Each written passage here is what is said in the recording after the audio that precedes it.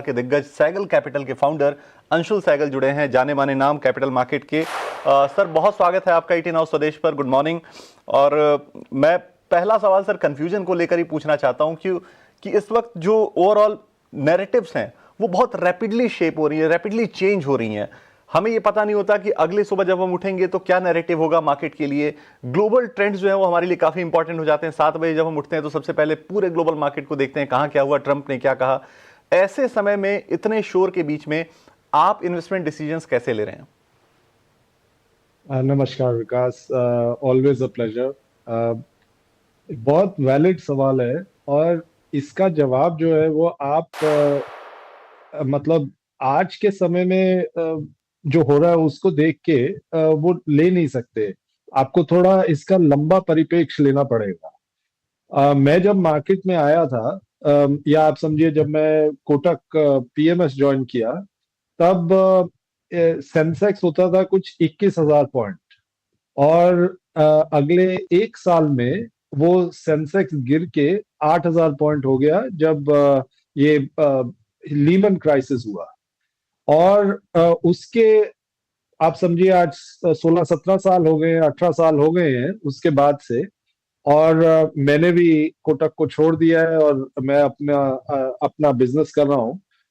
तब से लेकर अभी तक जो मार्केट है 8,000 पॉइंट से आज 80,000 को क्रॉस कर चुका है। मैं सेंसेक्स की बात कर रहा हूँ। तो अगर आप देखें, इस बीच में कई वॉर्स हुई, इस बीच में कोविड क्राइसिस हुआ, इस बीच में ऑयल प्राइसेस कहीं से कहीं चले गए, और भी बहुत फ्लक्चुएशंस हुई मार्केट में जो कि उस समय बहुत मीनिंगफुल लगती थी। लेकिन अगर हम लॉन्ग टर्म में उसको देखें तो मार्केट ऊपर ही चलती गई। इस सब को मार्केट ने पीछे छोड़ दिया और ग्रोथ की, जैसे ग्रोथ होती गई वैसे ही मार्केट भी ऊपर बढ़ती गई।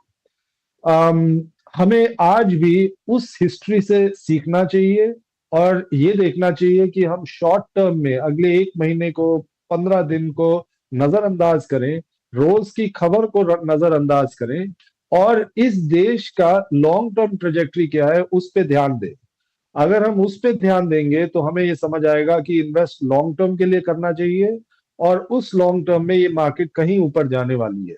वी आर और जब वॉलेटिलिटी होती है तब आपको, और रोज के रोज कोई न्यूज आती है, तब आपको भाव फेवरेबल मिल जाते हैं। तो अच्छे भाव मिले और लॉन्ग टर्म ग्रोथ इस मार्केट में अच्छा रहे, इससे अच्छा सिनारियो क्या हो सकता है। तो हम यही सजेस्ट करेंगे और हम भी ऐसे ही कर रहे हैं। लॉन्ग टर्म को देखकर 3-5 साल आगे देखकर कंपनीज में इन्वेस्ट कर रहे हैं, और अच्छी कंपनीज में इन्वेस्ट कर रहे हैं जिनमें हमें कोई ना कॉर्पोरेट गवर्नेंस का इशू है, ना लॉन्ग टर्म बिजनेस मोमेंटम का इशू है। वो चीज हम देख के इन कंपनीज में लॉन्ग टर्म के लिए इन्वेस्ट करते हैं। ये एक फायदा होता है जब आप बाजार के किसी ऐसे एक्सपर्ट से, किसी ऐसे दिग्गज से बात करते हैं जिन्होंने कई करेक्शंस देखी हो अपने पिछले करियर के अंदर। 1-2-3 दशकों का करेक्शन उन्होंने देखा हो, कई बार जो मार्केट के अप्स एंड डाउन्स देखे हो, तो वो बता सकते हैं कि आपको करेक्शंस को कैसे डील करना चाहिए। और वो अंशुल सर ने बताया। और ये सच बात है कि जब हम लॉन्गर हॉरिजन पे चार्ट पे देखते हैं तो ये जो छोटे मोटे इवेंट्स है एक छोटे डॉट की तरह दिखते हैं हमें चार्ट पर। चलिए, एक ये बिल्कुल सेटल चीज है कि आपको लॉन्ग टर्म ग्रोथ स्टोरी को देखते हुए फोकस करना है और उसके हिसाब से इन्वेस्टमेंट डिसीजंस करनी है। लेकिन सर एक सवाल वैल्यूएशन को लेकर हमेशा रहा। फॉरेन इन्वेस्टर्स भी कहते रहे और इंडिया में भी तमाम जो एक्सपर्ट्स जो बेयरिश साइड पे रहते हैं वो ये कहते रहे हमेशा कि वैल्यूएशंस बहुत ज्यादा महंगे हो गए हैं, तमाम इमर्जिंग मार्केट्स के मुकाबले वैल्यूएशंस बहुत महंगे हो गए हैं। तो अब जब करेक्शन, थोड़ा टाइम करेक्शन भी हो चुका है, थोड़ा वैल्यू करेक्शन भी हो चुका है, ऐसे टाइम में क्या अब आपको वैल्यूएशन सही लग रहे हैं? क्या ये सही टाइम है? एफआईआई आने शुरू होंगे अब इस वैल्यूएशन पे? Vikas, valuation company by company, sector by sector vary करते हैं। अगर कोई सिक्लिकल सेक्टर है उसमें 10 टाइम प्राइस टू अर्निंग्स भी बहुत महंगा हो सकता है। और अगर कोई FMCG type high ROE company है उसके अंदर 30 टाइम प्राइस टू अर्निंग्स भी सस्ता हो सकता है। और और जहां पे जिस मार्केट में ग्रोथ स्ट्रांग हो, जिस कंट्री में, जिस इकोनॉमी में ग्रोथ स्ट्रांग हो, उसका वैल्यूएशन प्रीमियम लाजमी है। और इंडिया को अगर आप देखेंगे, जैसा आज सब कहते हैं और मानते भी हैं कि मेजर इकोनॉमीज में इंडिया हाईएस्ट ग्रोथ इकोनॉमी है, आज की डेट में, तो इंडिया का जो प्रीमियम है वैल्यूएशंस का वो तो रहने वाला है। अब पिछले अगर एक से 1.5 साल की बात करें, तो जो फ्रॉड था स्मॉल एंड मिड कैप्स में, ब्रॉडर मार्केट्स में, वो काफी कुछ कम हो गया है। जो आज से 1.5 साल पहले लोग कहते थे कि हमें कैपिटल गुड्स सेक्टर में या हमें बैंकिंग एंड फाइनेंस में या कई क्वालिटी बिजनेसेस में हमें इन्वेस्ट करना है और वैल्यूएशन थोड़े सस्ते हो जाए तो हम इन्वेस्ट करेंगे, आज वो वैल्यूएशन कुछ 30 से 50% सस्ते हो गए हैं। टाइम, जैसा आपने ठीक कहा कि टाइम भी करेक्ट हो गया है, प्राइस भी करेक्ट हो गया है। ये होने के बाद जो मार्केट में फ्रॉड था वो काफी कुछ कम हो गया है।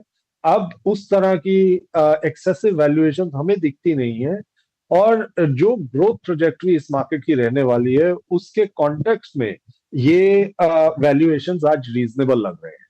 तो ब्रॉडर मार्केट्स हमें लगता है सस्ती हो गई है, ग्रोथ स्ट्रांग है, मैक्रो एनवायरनमेंट वीक था जो कि स्ट्रांग ही हो सकता है, और इसके चलते ये मार्केट रीजनेबली प्राइस्ड आज लगती है। बिल्कुल, बिल्कुल ठीक बात है ये कि इस वक्त वैल्यूएशन आपको सही मिल रहे हैं, आपको बस सेक्टर के हिसाब से देखना होगा। और सर ने बड़ी तरीके से एक चीज़ बताई कि अगर 10 का भी पी है, अगर सिक्लिकल ग्रोथ है तो फिर वो महंगा हो सकता है। तो आप सेक्टर वाइज देखें, शेयर वाइज देखें और अपने फाइनेंशियल एडवाइजर से निश्चित तौर पे सलाह मशवरा करें, उसके बाद ही अपने कैपिटल एलोकेशन को डिसाइड करें। लेकिन सर एक सवाल आपसे मैं कैपिटल एलोकेशन पे पूछना चाहता हूँ कि कई व्यूअर हमारे 12 से 1 बजे के कॉलिंग शो में फ़ोन करते हैं और वो पूछते हैं कि इस वक्त क्या हमें अपना एलोकेशन थोड़ा इक्विटी से कम करके फिक्स्ड इनकम की तरफ ज्यादा ले जाना चाहिए, क्योंकि इक्विटी में उनके 1 साल के अंदर कई बार रिटर्न नहीं बने, म्यूचुअल फंड के रिटर्न्स भी कई बार बड़े सबड्यूट से रिटर्न है।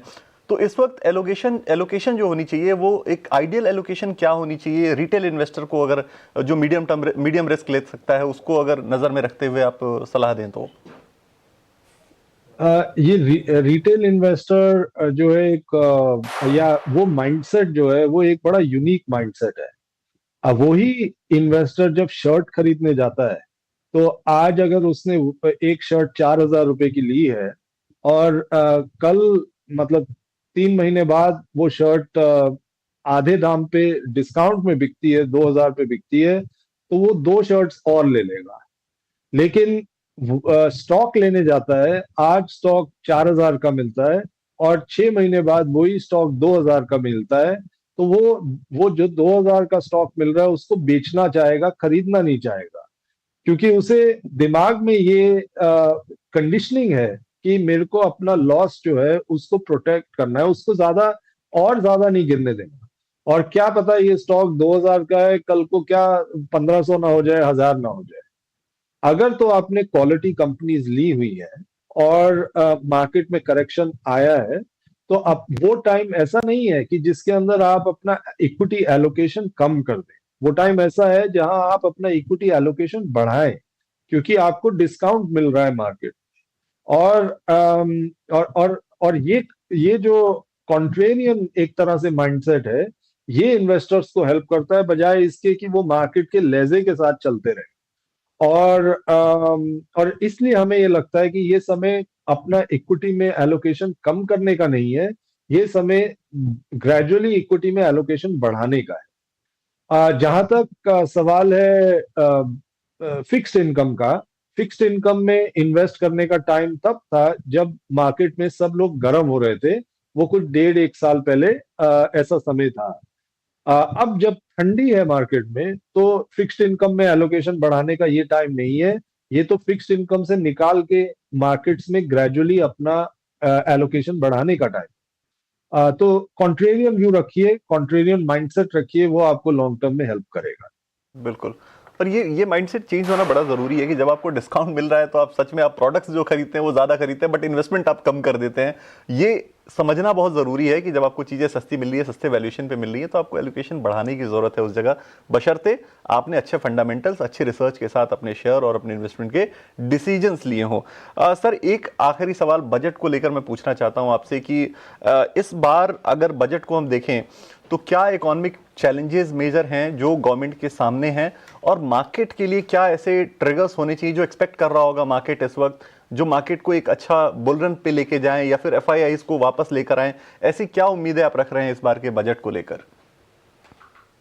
विकास, दो तीन चीजें हैं जो कि मार्केट में एक तरह से गवर्नमेंट ने काफी इंडिकेट कर दी है। एक तो कि गवर्नमेंट ग्रोथ चाहती है। आप जीएसटी रिफॉर्म देखिए, पिछले साल का जो टैक्स, डायरेक्ट टैक्स कट है वो देखिए। गवर्नमेंट का बड़ा क्लियर इंडिकेशन है कि वो इंडिया को एक तरह से टेलविंड देना चाहती है ग्रोथ के नजरिए से।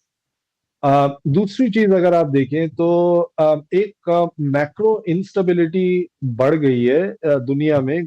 जियोपॉलिटिकल इंस्टेबिलिटी बढ़ गई है, जहां एक ग्लोबल वर्ल्ड ऑर्डर जिसमें ग्लोबलाइजेशन बहुत बड़ा बजवर्ड था 20 साल तक, वो ग्लोबलाइजेशन वर्ड आज एक एक तरह से बिल्कुल ही नकार दिया गया वर्ड है।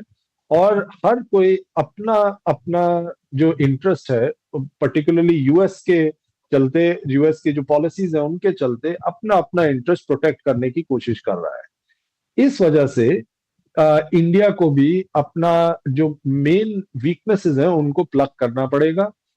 हमें लगता है कि वो वीकनेस हमारी मैन्युफैक्चरिंग में है, जिसको एक बहुत बड़ा पुश मिल सकता है इस बजट में। तो मैन्युफैक्चरिंग सेक्टर को बहुत एक तरह से टेलविंड मिलेगा। दूसरा, जो हमारा थोड़ा सा पिछले साल में गवर्नमेंट कैपेक्स थोड़ा सा वीक रहा, वो गवर्नमेंट कैपेक्स उसको भी एक पुश मिलेगा इस बजट में, ऐसा हमें लगता है। डिफेंस डिफेंस का बजट डेफिनेटली रेज होना चाहिए, क्योंकि हमने देखा है कि पिछले साल में ही हमारा एक बहुत बड़ा कॉन्फ्लिक्ट हुआ।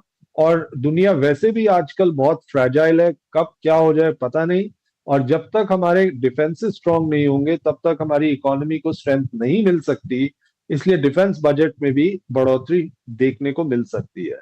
बाय एंड लार्ज गवर्नमेंट का जो रुझान रहा है वो फिस्कल प्रूडेंस की तरफ रहा है। तो इसलिए हमें लगता है कि ये सब गवर्नमेंट एक्सपेंडिचर करेगी, लेकिन अपने खर्चे उसी हिसाब से करेगी जिस हिसाब से इनकम हो रही है। तो खर्चों और इनकम में वो डिफरेंशियल क्रिएट होने नहीं देगी। तो ये बजट बैलेंस बजट होना चाहिए, और इन सब चीजें जो कि मैंने पहले बताई, उनकी तरफ रुझान गवर्नमेंट का ज्यादा हो।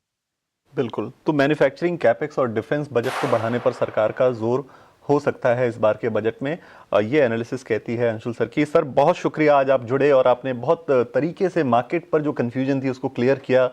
तमाम व्यूअर्स को इस शो से काफ़ी फ़ायदा हुआ होगा, इस कन्वर्सेशन से काफ़ी फ़ायदा हुआ होगा। और मैं उम्मीद करता हूँ कि बजट के बाद जब हमारे पास चीज़ें क्लियर होंगी, अनाउंसमेंट्स होंगे सारे, तो हम एक बार फिर से आपसे जुड़ेंगे और बात करेंगे कि अब बजट के बाद क्या स्ट्रैटेजी होनी चाहिए मार्केट के अंदर, कैसे उसको एनालाइज किया जाए जो भी बजट में अनाउंसमेंट आए। फिलहाल आज के लिए बहुत शुक्रिया सर।